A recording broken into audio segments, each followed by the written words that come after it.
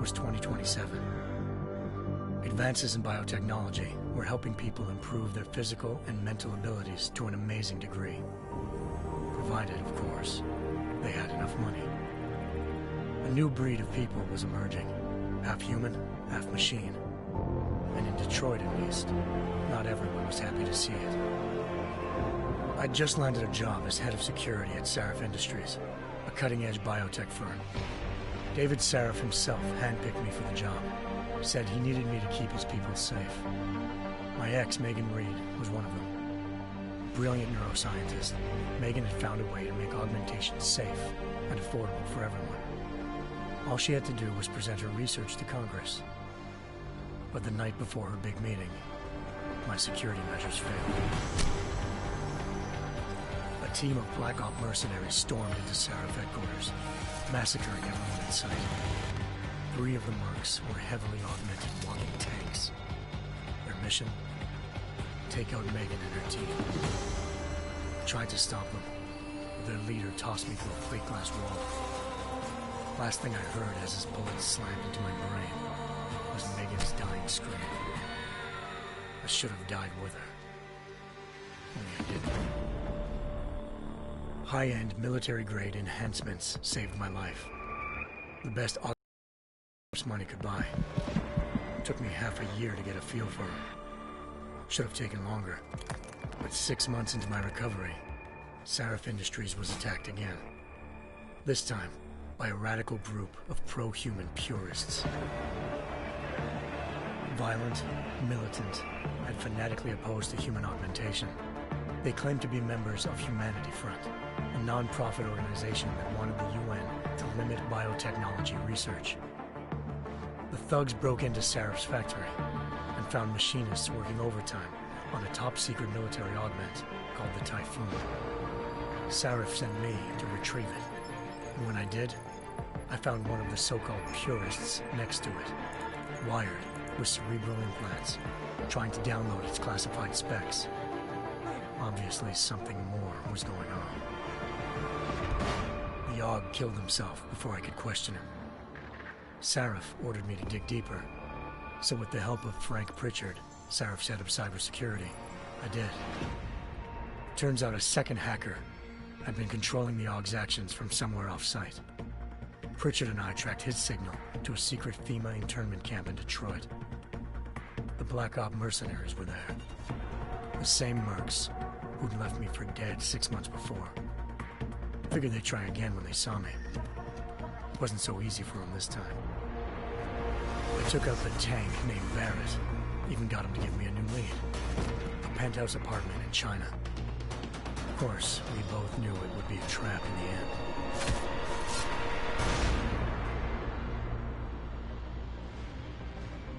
Hengsha Island, China. Home to a city so crowded, they had to build a second city on top of it. Trying to find clues in Hengsha wouldn't be easy. Lucky for me, I wasn't alone. Farida Malik, Sarif Industries' ace pilot, had lived in Hengsha before. A good person to have on your side. She knew enough about the place to get me around. Malik dropped me in the lower city, close to the penthouse Barrett had told me about. Bell Tower Associates, a private security firm under contract to the Chinese government, had agents tossing the suite when I arrived. Just not for the reason I'd been expecting. Turns out the man who lived there was a criminal hacker named Van Bruggen.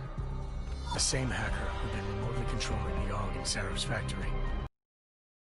His panicked decision to force the man to commit suicide had been a mistake. Now his mercenary partners were gunning for him, and I needed to find him before they did. Locating Van Bruggen meant playing nice with the Triads, Hengsha's organized crime lords. They had the hacker holed up inside a low-rent capsule hotel. By the time I found him, Van Bruggen had no qualms giving up the woman who hired him. Zhao Yunru, president of the Taiyang Medical Corporation.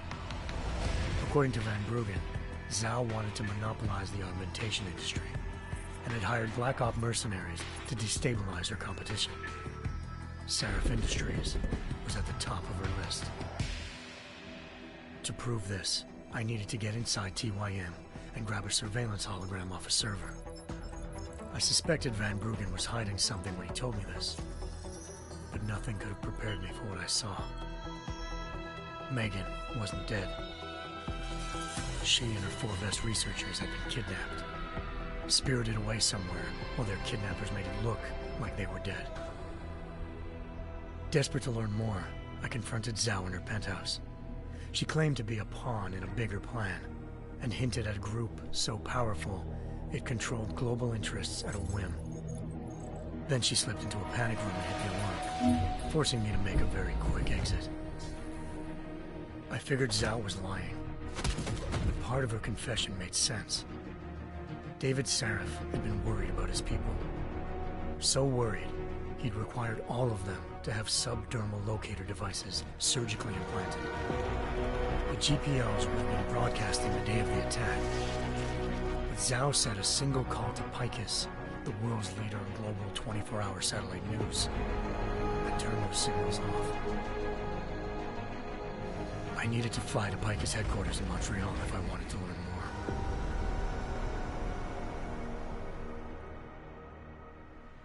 Eliza Cassan, Picus Communications' First Lady of News. Malik thought I was reaching when I told her Eliza was involved in this. The world's most famous news anchor, working with a mercenary hit squad. But when I confronted Cassan in her office, she freely admitted to jamming Detroit's satellites the night Megan's team had been taken. Said she's just been following her commands. I suspected she wanted to say more. But Black Op mercenaries showed up looking to shut us both down. And just like that, the Eliza I'd been talking to disappeared. The Mercs were led by an augmented killer I'd crossed paths with twice before. Fedorova, a woman who'd made silence her best friend. She waited for me to track Eliza's transmission to a secret server room underneath the Picus complex, then jumped me from behind. A deadly fight ensued. I made sure she never moved silently again. With Fedorova down, and no one left to keep Eliza quiet, she reappeared. Turns out Picus's First Lady of News wasn't a lady at all. She was a sophisticated AI program, engineered to monitor data streams and control what people believed.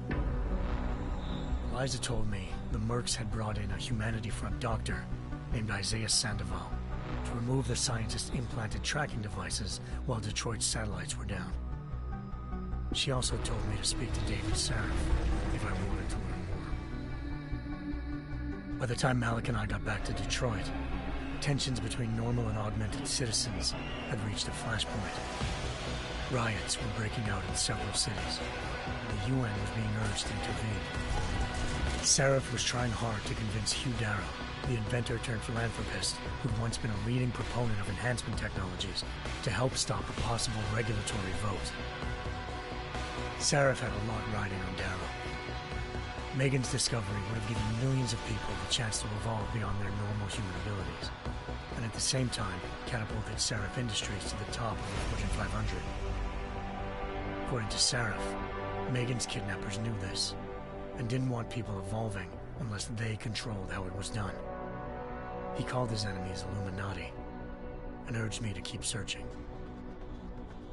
Determined to do so, I tracked down Sandoval via America's most outspoken augmentation opponent, Bill Taggart, Sandoval's boss and founder of Humanity Front.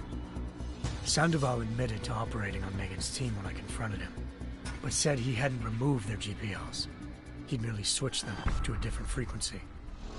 Pritchard was able to trace one of the signals to China. Malik and I immediately took off in pursuit. Unfortunately, the Illuminati were one step ahead.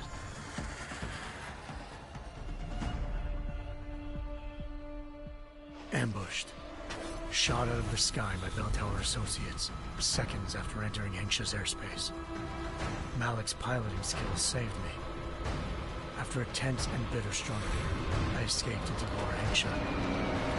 The tracking signal I was following led straight to the Triads, or more specifically, to the augmented arm of Tong Si-hung, leader of a gang of augmentation harvesters. Tong said they'd taken the arm off a corpse, which Bell Tower had left at their door, meaning at least one of Sarif's scientists was dead. Maybe not the rest of them, though. Tong pointed me to a port used for human trafficking and helped me slip aboard a bell tower ship. It was sailing to Rifleman Bank Station, a military base in the South China Sea. Bell Tower was holding kidnapped civilians as prisoners there, and using them to perfect the Hyron Project, a human-computer interface that left most of its test subjects dead. My search for Megan would have ended then, if not for a mysterious ally named Quinn. In exchange for my help exposing Bell Tower, he slipped me aboard a second ship headed to Singapore, and an Illuminati-run biotech facility called Omega Ranch. 3 of Seraph's scientists were there, forced by their captors to create a technology capable of remotely shutting down augmented abilities. Thanks to an emergency recall notice issued by the World Health Organization, millions of people all over the world already had the biochip installed. With the help of the scientists, I tracked Megan to a private section of the ranch. There, I ran into Yaron Namir, the walking tank who'd put a bullet in my brain the first time we met. He'd teamed up with Zhao and was hoping to catch me off guard. Their little ambush didn't work. I found Megan in a suite belonging to Hugh Darrow, the billionaire philanthropist who'd Seraph had called on for help. Darrow had convinced her to go along with the biochip plan by promising to sabotage the tech. As she was explaining this, Darrow appeared in a global broadcast, telling the world that augmentations would be the death of mankind. Then he activated the biochips to prove his point. All over the world, augmented people flew into a killing frenzy. Darrow had betrayed everyone, and it was up to me to set things right. To do it, I had to reach Panchaea, a massive installation in the Arctic Ocean. As I raced through corridors built by an all-augmented workforce, I saw death and destruction firsthand. By the time I shut down Darrow's broadcast, I knew the damage he'd done. Still, humanity's future remained unclear. How would the world react to this sabotage? Would people ever regain their faith in augmentations again? What would be the Illuminati's next move? Only time will give us the answers.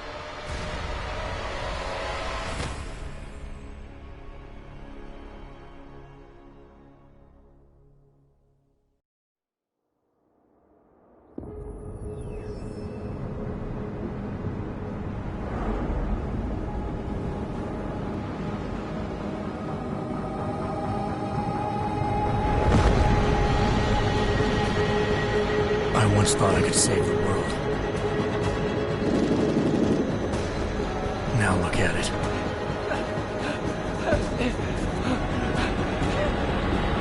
In yet another augmented terror attack, 251 passengers aboard Sister Airlines Flight 451 were killed when an augmented passenger broke into the plane's cockpit and ruthlessly butchered its flight crew.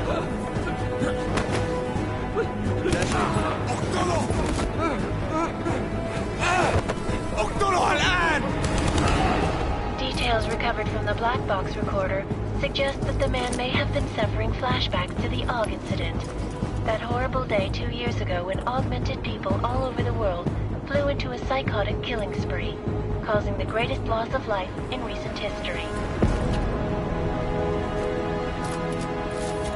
Sometimes, you just have to let go and embrace what you've become. Not gonna go all wonky on us now, Hansa, are you? Well, if I do, McCready, I guarantee you'll never see it coming. Agent Jensen, am I gonna have a problem with you? No, sir.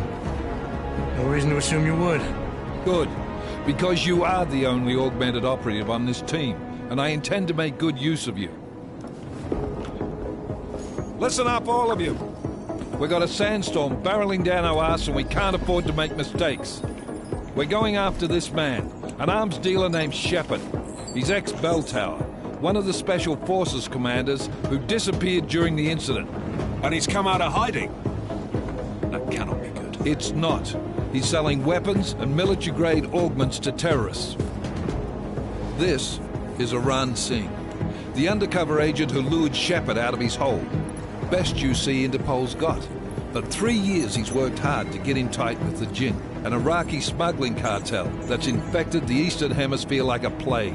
Last week, our arms dealer sent a message to the Jinn, offering to sell them a shitload of black market merchandise dirt cheap. They told Singh to handle the buy. They're not gonna like it when Interpol disrupts their party. Is Singh's cover really that good?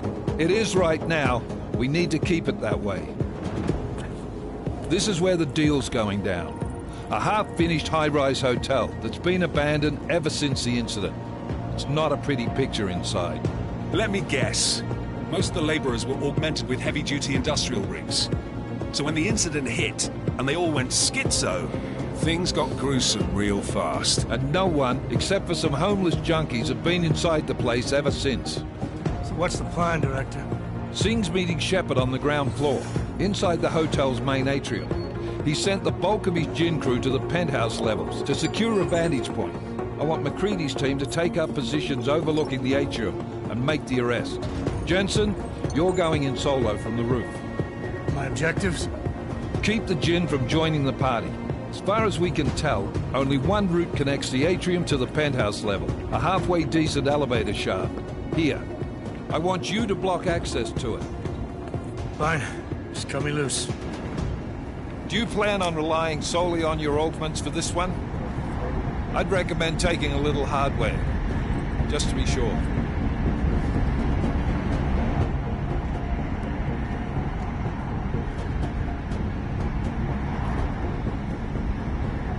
I'm not leaving my 6 exposed. Give me something lethal. Your call, but Singh's undercover in all this. So watch your fucking sights. What about range? There's lots of wide spaces and high ceilings in there, but a number of tight and constrained rooms too. So it's a crapshoot, really.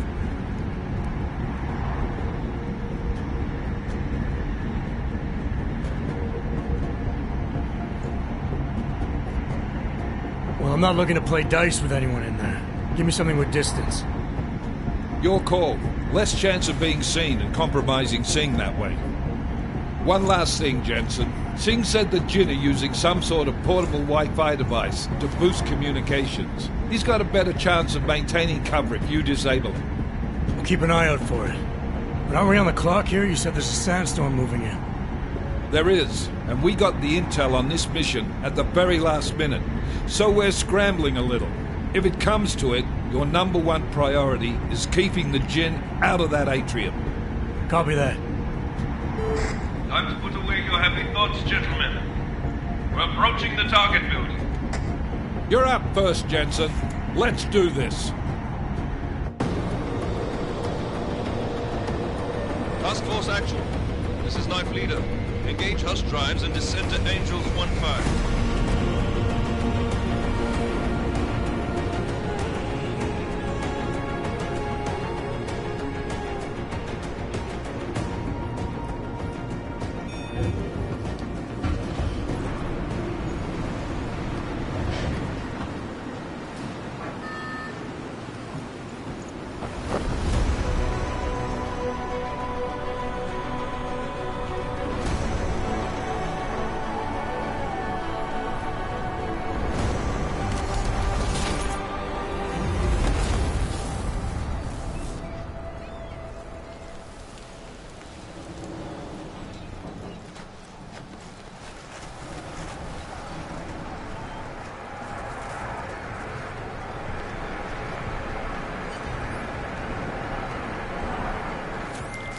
Team leader, this is Jensen. I'm on the roof.